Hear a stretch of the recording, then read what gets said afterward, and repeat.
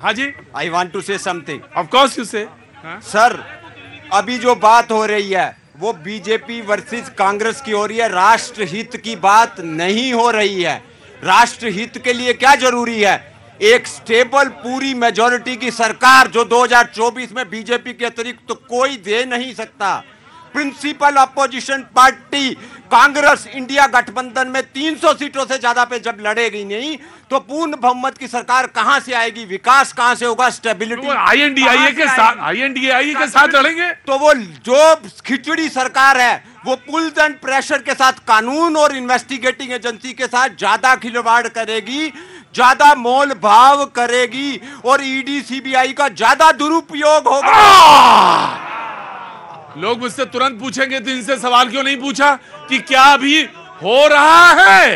Yes, मैं बताऊं कि जो आप मानते कि ईडी और सीबीआई ये सारी पार्टियां करती हैं और करना चाहिए। मोदी जी को किस प्रकार से प्रताड़ित किया गया जब वो चीफ मिनिस्टर थे। सीबीआई ने दिल्ली में बुलाकर घंटों उनको पानी तक नहीं दिया गया और क्वेश्चन आंसर किए।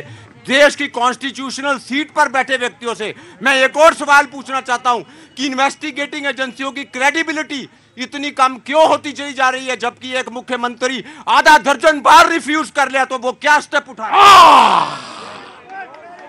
सवाल इन्होंने रखा है। हाँ जी, बिल्कुल परफेक्ट कहा भाई साहब ने। मैं ये कहना चाह रहा हूं, अगर बाय चांस अगर इंडिया वाले जो हैं इतने आ जाएं, ये तो हालत वो हो जाएगी, एक बस में एक ड्राइवर और 24 कंडक्टर, किस किस की सीटी सुनेगा? तो किस किस की सीटी सुनेगा ये देश? जी, मैं शमूम साहब को एंड देन ये ओवर, फिर आप लोगों की बारी। जी प्रतीक भाई, मैं ये कहना चाहता हूं कि स्वयंभू ईमानदार कहने वाले लोग ये राजनीति को बदलने के लिए आए थे।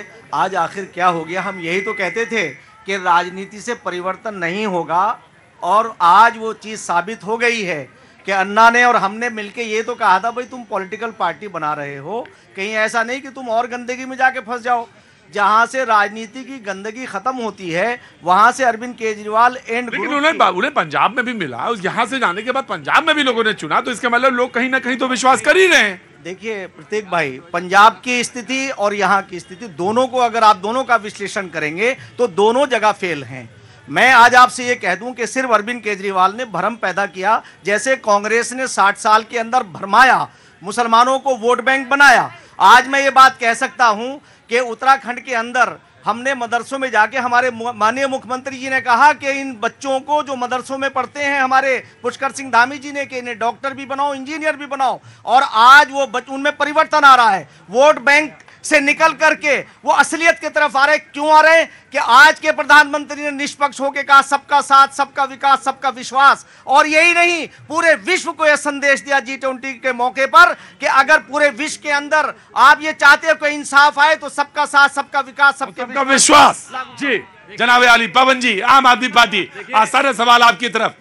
देखिए, मुझे डिबेट में आने से पहले कोई कह रहा था कि जब से इंडिया अलायंस हुआ है भारतीय जनता पार्टी को अपना अंत दिखाई देने लग गया है, तब से सीबीआई ईडी इतनी एक्टिव हो गई है कि चुनाव आने वाले लोकसभा चुनाव से 2-3 महीने पहले सीबीआई ईडी रात दिन काम कर रही है, नाइट शिफ्ट लगा रही है। और प्रधानमंत्री केजरीवाल जी की पार्टी ने कहा कि ईडी का सम्मान इसलिए आता है कि प्रचार के लिए हम जाना चाहते हैं तो प्रचार के लिए हम नहीं जा पाते। जी हाँ जी, वो लोकपाल के लिए जो आंदोलन असमय खत्म किया था उसका रिजल्ट तो भुगतना ही था ना उन्हें। आज ईडी के ऊपर इल्जाम लगा रहे हैं, सीबीआई के ऊपर इल्जाम लगा रहे हैं। मैं दावे के साथ ये कह सकता हूं कि हमारी एजेंसियां निष्पक्ष हैं और बिल्कुल आप ये समझे उनकी क्रेडिबिलिटी के ऊपर सवाल नहीं उठा सकते। अरविंद केजरीवाल को फिर से आंदोलन करना चाहिए अगर वो इतना खरा है तो। जी देखिए, जनता के लिए हम तो आंदोलन कर रहे हैं, हम तो आंदोलन की आग से निकली पार्टी है। आप तो मोहल्ले में पूछ रहे थे कि जिस तरह से सीता माता को अग्नि परीक्षा देनी पड़ी थी,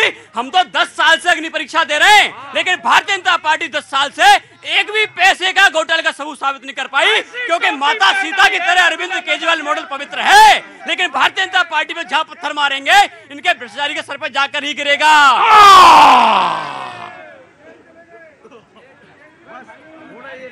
कहां से आ रहे हैं गुरुवर? गोरखपुर से। जय हो। हमारे बड़े प्रभु हैं। राजनीति की नीत भली है और नीत सब प्यारी है। राजनीति की नीति भली है और सब नीत प्यारी है। ये सब आपस में आम जनता की महामारी है। इस देश को चलाने वाला कोई नेता नहीं चलाता, ना कोई दल चलाता, ना कोई पार्टी चलाता, केजरीवाल चाहे कोई भी नहीं चलाता। फिर कौन चला रहा है? मैं बताता हूँ आपको, IAS, IPS, IRS, DI ना, इस देश को चलाने वाला IB, intelligence bureau, detection branch, crime branch, CBI, CBCID। Kejriwal को बोला बॉर्डर पे खड़ा हो। बाबा, क्योंकि मैंने पूछा नहीं, पूरा पता ही नहीं पूछा। कान में छल्ला है, दोनों कानों में तो नाथ संप्रदाय के हैं। स्वागत है आपका, गुरु गोरखनाथ की नगरी से आए हैं। ऐसा नहीं है, केजरीवाल जी को जिस कार्य के लिए सौंपा गया, उन्हें मुख्यमंत्री बनाया गया, तो वो मुख्यमंत्री के तौर पे काम करेंगे और बाकी लोग जो जो जहां जहां हैं वो वहां काम करेंगे। ये सबका जो कार्य है विभाजित है। जी पवन जी कुछ कहना चाह रहे हैं? कांग्रेस, सॉरी पवन जी। देखिए, मैं आज बताना चाहता हूं, आज देश कई चीजों में नंबर 1 हो चुका है। बेरोजगारी में नंबर 1, महंगाई में नंबर 1, महिला अपराधों में नंबर 1। आज बच्चियों के साथ कितना दुर्व्यवहार आपने BHU में देखा, जिस प्रकार से 3 लोगों ने भाजपा के कार्यकर्ताओं ने, बोलने दो यार, अरे बोलने दो सिंह साहब, उत्तर प्रदेश के अंदर 3 भारतीय जनता पार्टी के कार्यकर्ताओं ने एक बच्ची के साथ दुष्कर्म करने का काम किया और 60 दिन लगे उन्हें गिरफ्तार करने में। ये है इनका मॉडल, ये है Bharatiya Janata party. Now you respond. देखिए प्रतीक जी, हाँ,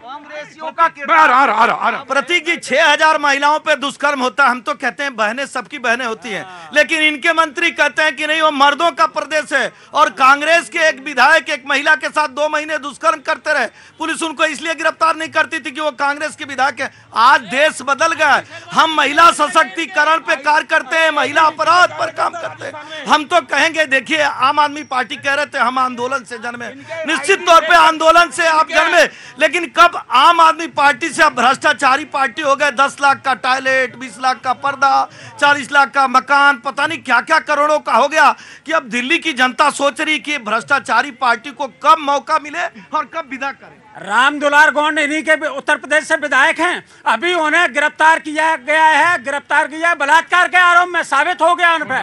और उससे पहले जब उन पे आरोप था, इसी पार्टी ने उनको टिकट देने का काम किया। एक तरफ आप राम मंदिर बना रहे हैं, दूसरे तरफ आप चाह रहे हैं कि रामनाथ की सजा। प्रजापति का वाला के सच बात है कि बीजेपी आज कटघरे में और इनको कार्यकर्ताओं को जेल में डालना चाहिए, जेल में डाला गया। लेकिन गायत्री प्रजापति 6 महीने तक आपकी सरकार बचाती रही समाजवादी पार्टी की। गायत्री प्रजापति को अपने मंत्री बना के रखा, दोबारा बना दिया। आपको हक नहीं है महिला पे बात करने का। आपको हक नहीं है। भैया कहाँ से आए? थक गए? गोरखपुर से? महिपालपुर रहता हूँ। महिपालपुर से आज ही आए? नहीं, मैं चाय पानी तो पूछा नहीं होगा, हल्ला मचवा रहे हैं। और ये करे मचवा तो आप ही रहे हैं। चाय पानी पिया? हाँ जी, चाय पानी पी गया। अरे रुको, चाय पानी पियो अब कायदे से। पानी रख दो भैया को, वक्त छोड़े से ब्रेक का। वंदे